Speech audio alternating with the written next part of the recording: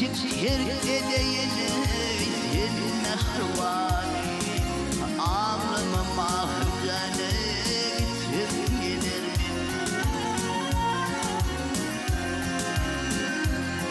Bir başıma düşürlerek ayrılık günü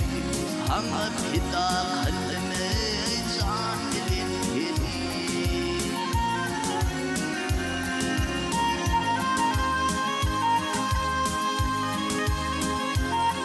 İdrarî bulma bahane güldürsün beni, güldürsün beni Ağlama mahzene gitsin gelir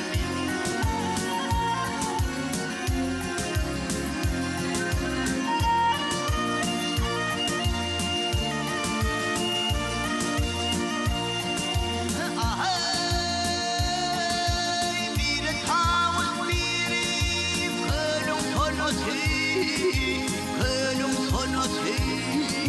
kölüm sonati Yaktı beni ikiye inanmadı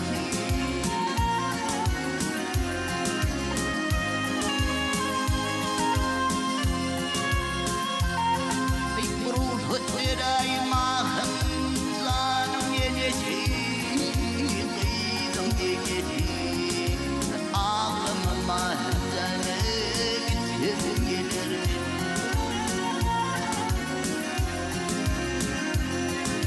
Tahir söyleme iki pirini Hatar dedi hücane